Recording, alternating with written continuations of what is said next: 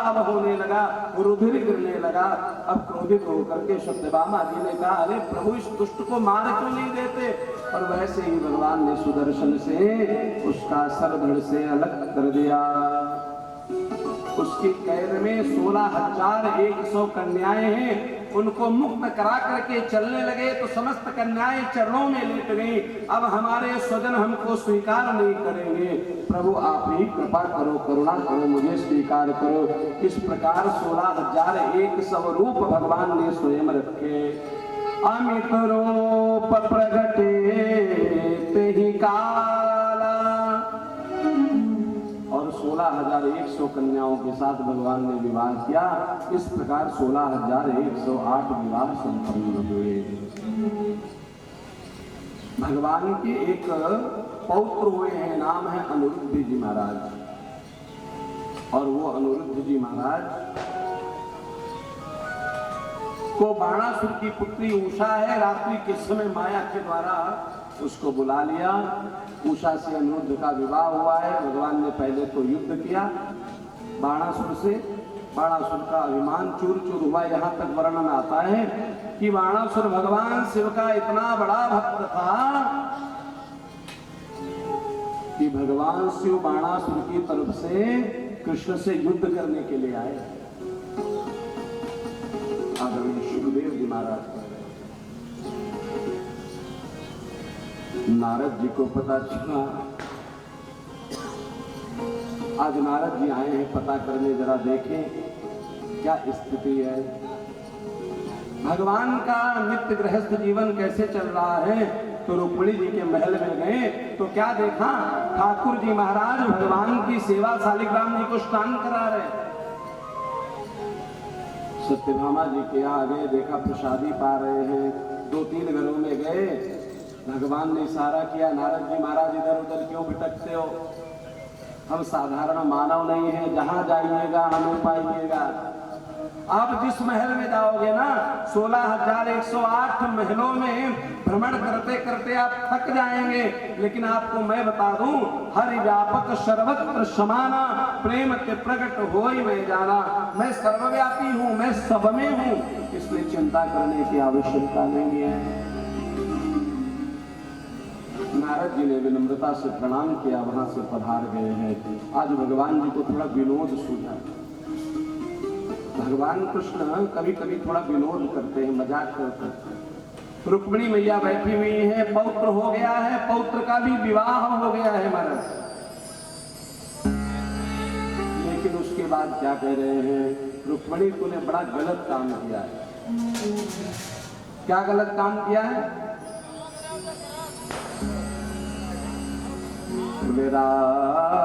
राजपुत्रे सीता भूपे लोकपाल विभूति महानुभाव श्रीमद्भी रूपोदार्य बलोर्जित। तुमने बड़ी गलती की। बोले क्या? बोले आप विदर्भाधिपति महान, आप विदर्भ राज की पुत्री हैं, आपको किसी राजकुमार से विवाह करना चाहिए था, मेरे जैसे ग्वाले से आपने विवाह किया, बहुत बड़ी गलती की। और मैं कितना डरता हूं। राजभ्यो विभ्रता शुभ्रो समुद्रम शरणम गता। अरे राजा को तो योद्धा होना चाहिए, और मैं इतना डरने वाला हूं कि युद्ध से डर से भागा तो पृथ्वी पर भी नहीं रुका, समुद्र में नगरी बसा करके उसमें छिप के रहता हूं। रुक्मिणी मैया बड़ी ध्यान से सुन रही है कि बलवद विकृतद्वेषा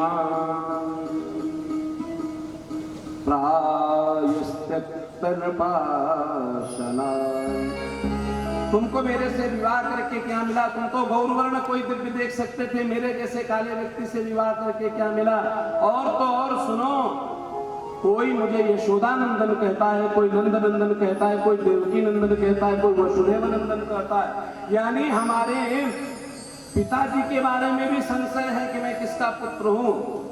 ऐसे ऐसे व्यक्ति से रुक्मिणी जी आपने विवाह क्यों किया? आपका तो किसी राजकुमार के साथ विवाह हो सकता है। और जब आज पुत्र पौत्र इत्यादि सब हो गए तब एक बहुत बड़ी बात कही, अगर तुम कहो तो अभी भी मैं तुम्हारा शिशुपाल से विवाह करा दूं। जैसे ही कहा कहते रुक्मिणी मूर्छित हो गई है। भगवान ने चतुर्भुज स्वरूप धारण किया, एक हाथ से पंखा कर रहे हैं, एक हाथ से मुख पर जल का छींटा मार रहे हैं और दोनों हाथों से रुक्मिणी की सेवा करने लगे। देवी तुम जानती हो मैं हमेशा का विनोदी रहा हूँ, तुम्हें कष्ट पहुंचाने का मेरा कोई मंतव्य नहीं था कि ये सत्यभामा तो मेरे से रोज रूठती है। मैंने कहा कुछ ऐसा बोलूं कि तुम कभी थोड़ा रूठो, तुम कैसी लगती हो। नाराज होकर के मेरा देखने का मन था। सत्यभामा क्यों रूठती है? बोले 20 मन सोना देने वाली जो समंतक मणि है वो उसके पिताजी की है।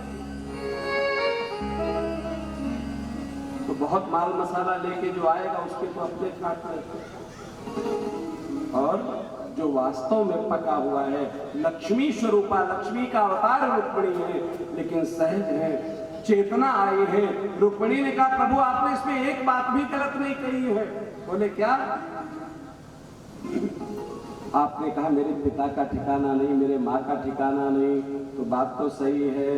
ब्रह्म अनामय अज भगवंता, मैं जानती हूँ आप ब्रह्म हो, ब्रह्म का कोई माता पिता नहीं होता। लीला के रूप में आप हजारों पिता बना लो, हजारों पुत्र बना लो, कोई विषय नहीं है।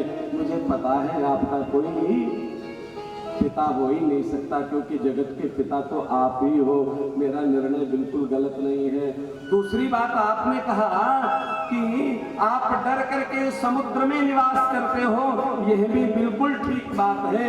इस संसार सागर का जो मल है ना, इससे रक्षण करने के लिए शरीर में आत्मा रूपी जो समुद्र है, आत्मा राम के रूप में आप आत्मा में ही निवास करते हो।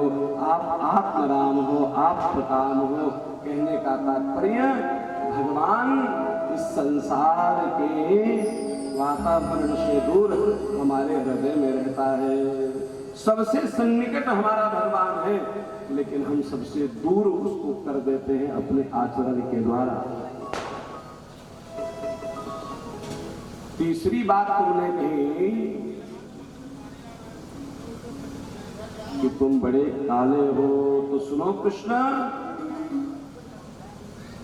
प्रभु सूर श्याम कारी कमरी पे चढ़े न दूजो रंग। हमें तो ऐसे ही व्यक्ति की तलाश थी जिसके ऊपर संसार का कोई रंग न चढ़े। सफेद को लाल बना लो, पीला बना लो, नीला बना लो, नीले को भी काला बना सकते हो, हरे का भी काला बना सकते हो, लेकिन काले कलर को किसी और रूप में आप परिवर्तित नहीं कर सकते। हे कृष्ण, आप जैसे हो वैसे हो, आप अपरिवर्तनीय हो, आपको कोई बदल नहीं सकता। ये दुनिया तो बदलती रहती है, ये प्रकृति का कार्य ही है बदलना, लेकिन ईश्वर नहीं बदलता, ब्रह्म नहीं बदलता। हे प्रभु, आप बदल नहीं सकते।